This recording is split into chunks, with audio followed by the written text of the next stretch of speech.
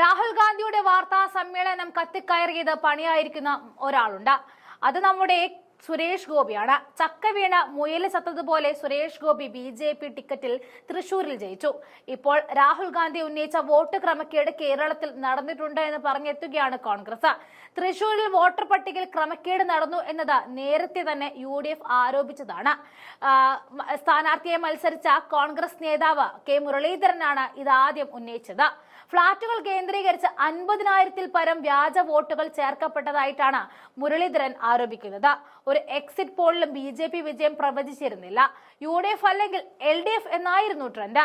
എന്നാൽ BJP വിജയിച്ചു. സുരേഷ് ഗോപിയുടെ വിജയത്തിൽ കൃത്രിമത്വം നടന്നിട്ടുണ്ട് എന്നും ഇക്കാര്യം തങ്ങൾ നേരത്തെ ഉന്നയിച്ചതാണെന്നും പറഞ്ഞെത്തുകയാണ് മുരളീധരൻ.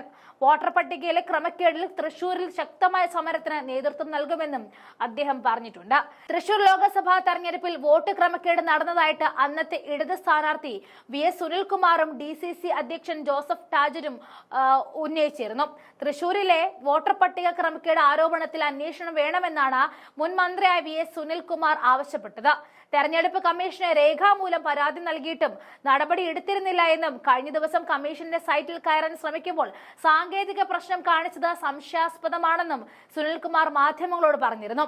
മുൻ കളക്ടറും തെരഞ്ഞെടുപ്പ് വരണാധികാരിയുമായിരുന്ന കൃഷ്ണ തേജയ്ക്ക് അന്ന് ലഭിച്ച പരാതി ഉന്നതതലങ്ങളിലേക്ക് കൈമാറിയിട്ടുണ്ടോ എന്നും സംശയമുണ്ട്.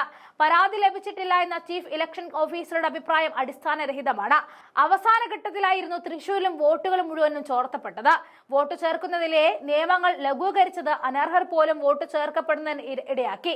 തെരഞ്ഞെടുപ്പിനെ അട്ടിമറിക്കാനാണ് അത്തരത്തിൽ വോട്ടുകൾ ചേർത്തതെന്നും തൃശൂർ ലോക്സഭാ തെരഞ്ഞെടുപ്പിൽ നടന്ന സംഭവങ്ങളെ സംബന്ധിച്ച് അന്വേഷിക്കണമെന്നും VS സുനിൽകുമാർ അന്ന് ആവശ്യപ്പെട്ടതാണ്. വിഷയത്തിൽ സ്വതന്ത്ര അന്വേഷണം അന്ന് തന്നെ ആവശ്യപ്പെട്ടിരുന്നുവെങ്കിലും കളക്ടർ ഇക്കാര്യത്തിൽ ശ്രദ്ധിച്ചില്ല എന്നും ജോസഫ് ടാജറ്റ് പറഞ്ഞിരുന്നു. തെരഞ്ഞെടുപ്പിന് മുന്നോടിയായിട്ട് സുരേഷ് ഗോപിയും കുടുംബവും സുഹൃത്തുക്കളും വോട്ട് ചേർത്തു. നെട്ടിശ്ശേരി അദ്ദേഹം താമസിച്ചിരുന്ന വീട്ടിൽ 11 വോട്ടുകളാണ് ചേർത്തത് എന്നും അദ്ദേഹം ഇപ്പോൾ ആ വീട്ടിൽ താമസക്കാരനല്ല എന്നും അന്ന് ജോസഫ് ആരോപിച്ചതാണ്. ഇതോടെ തൃശൂരിലെ വോട്ട് വീണ്ടും കോൺഗ്രസ് ആയുധമാക്കുകയാണ്. നേരത്തെ നടത്തിയ വാർത്താ സമ്മേളനത്തിൽ ഗുരുതര ആരോപണങ്ങളാണ് തെരഞ്ഞെടുപ്പ് കമ്മീഷനെതിരെ രാഹുൽ ഗാന്ധി ഉന്നയിച്ചത്. രാജ്യത്ത് വോട്ട് മോഷണം നടക്കുന്നുണ്ടെന്നും ഹരിയാന തെരഞ്ഞെടുപ്പോടെ അത് വ്യക്തമായി എന്നും രാഹുൽ ഗാന്ധി വെളിപ്പെടുത്തിയതിന് പിന്നാലെയാണ് സുരേഷ് ഗോപിയും ചോദ്യമുനയിലേക്ക് എത്തുന്നത്. കർണാടകയിലെ മഹാദേവപുരം മണ്ഡലത്തിൽ നടന്ന ക്രമക്കേടുകളെന്ന് ആരോപിക്കപ്പെടുന്ന വോട്ടർ പട്ടിക രേഖകളും പുറത്തുവിട്ടിരുന്നു. മഹാരാഷ്ട്രയിൽ 5 വർഷം കൊണ്ട് ചേർത്തതിലും അധികം വോട്ട് 5 മാസം കൊണ്ട് ചേർക്കപ്പെട്ടു. ഹരിയാനയിലും കർണാടകയിലും തെരഞ്ഞെടുപ്പ് തീയതികൾ മാറ്റിയതിലും സംശയമുണ്ടെന്നും രാഹുൽ ഗാന്ധി അടിവരയിട്ട് പറഞ്ഞു. മഹാരാഷ്ട്രയിൽ 5 മണിക്ക് ശേഷം പോളിംഗ് നിരക്ക് കുതിച്ചുയരുകയായിരുന്നു. മഹാരാഷ്ട്രയിൽ 40 ലക്ഷം ദുരൂഹ വോട്ടർമാർ വന്നു. CCTV ദൃശ്യങ്ങളടക്കം 45 ദിവസം കൊണ്ട് നശിപ്പിക്കുന്നു എന്നടക്കം നിരവധി ആരോപണങ്ങൾ രാഹുൽ തെളിവ് സഹിതം നിരത്തി.